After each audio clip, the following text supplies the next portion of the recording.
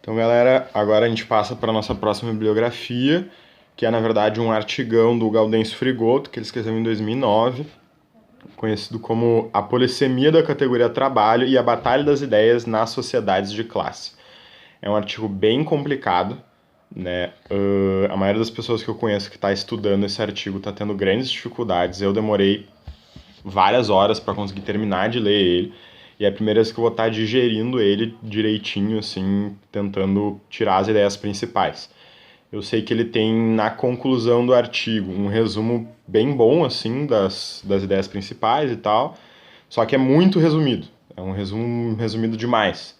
Então eu vou me dar o trabalho de passar por todas as minhas anotações, que são bem extensas, desse artigo, que é um artigo grande, de 30 e poucas páginas, para tentar fazer entender. Vou dividir em duas partes, porque é realmente um artigo bem grande, e é provável que fique um pouco confuso e tal, porque o artigo é difícil, não vou negar, acho que não é a melhor escrita do Frigoto, eu li vários outros artigos dele já. Esse é um que acho que ele se perdeu um pouco, né? O Frigoto é um baita profissional, um baita pesquisador, mas ficou difícil esse artigo, apesar de ter umas ideias muito boas, tá? Então, vamos lá. Essa primeira seção do artigo, com a introdução e tudo mais, basicamente gira em torno da gente entender justamente o título do artigo, que são as polissemias da categoria trabalho, né? São as muitas maneiras de se referir linguisticamente, nomenclaturamente, à ideia de trabalho, né? Ele vai dizer que os sentidos e os significados do trabalho, eles são conformados historicamente e eles são fruto de uma realidade concreta. Como que se dá o trabalho na sociedade no momento em que a gente está olhando ele, né? Então, é uma coisa que a gente só consegue realmente analisar o trabalho, né, no campo contraditório e real da praxis, da ação-reflexão em cima dele. Então, ele vai fazer toda uma abertura da importância de analisar de maneira materialista histórica essa categoria, né, o trabalho, e vai, inclusive, nos orientar a pensar com Marx para além do Marx, né, não ficar limitado na ideia de trabalho que o Marx tinha, que é uma coisa que ele vai, um recurso, né, que ele vai recorrer muito nesse artigo, de estar citando outros autores, estar observando tendências nos textos, nos artigos, nos pesquisadores que estão falando sobre isso no momento. Então ele vai fazer essa pequena crítica bem de leve de que a gente não pode se limitar a pensar com o Marx. A gente tem que pensar com o Marx, de maneira marxista, para além do que o Marx viu, né? Da maneira como ele pensaria, só que para além dele. A primeira sessão pós essa introdução do artigo se chama As Mediações Histórico-Sociais da Polissemia da Categoria Trabalho e a Batalha das Ideias. Eu vou resumir polissemia da categoria trabalho como PCT, porque é uma expressão que ele usa muito no artigo. Então vamos estar falando de PCT, PCT, PCT, né? Partido Comunista da Tanzânia. Primeiro, ele vai apontar para a necessidade da gente compreender essa polissemia, que ela é histórico-social, ela é ontológica, inclusive ético-política. São várias dimensões em que essa variedade de maneiras de se referir ao trabalho se conformam. E ele vai apontar uma contradição que a gente tem hoje, que é quem tem vida de classe trabalhadora não tem consciência de classe, né? Consciência de classe, na percepção dele, seria a gente compreender de verdade o que é trabalho, como que se organiza a sociedade, como se organiza a nossa classe e tudo mais.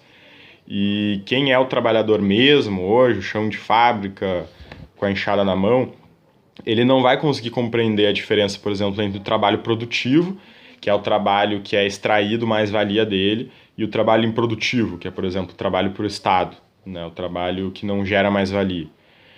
E essa falta de consciência da classe trabalhadora vai expressar uma hegemonia política de uma outra classe sobre a classe trabalhadora, né? No caso, a classe dominante. Captar os sentidos, né?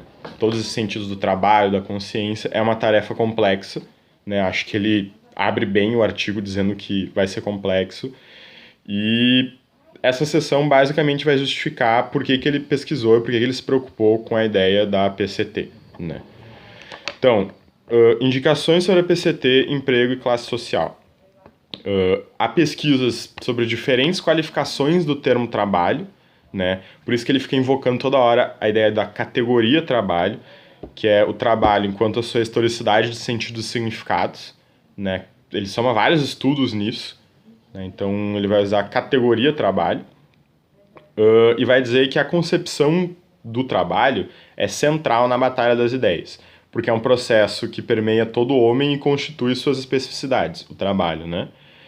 E que hoje em dia a ideia de trabalho é reduzida à ideia de emprego, que é hora atividade, né? Tu fica X horas numa atividade e ganha X dinheiros para isso. Isso tudo se expressa num materialismo cultural, que ele vai invocar do Williams. Seria um processo produtivo de uso material e social do que o ser humano produz, de arte, tecnologia, linguagem, né? E esse materialismo cultural, ele é permeado de dominação de classe, né? Dominação de uma classe sobre a outra. E dentro desse materialismo cultural, o trabalho adquire esse sentido que a gente já falou de atividade, é um sentido mais geral, assim, tudo é trabalho, todas as atividades elas são trabalho, independente do fim delas. E a maneira como a gente se refere ao trabalho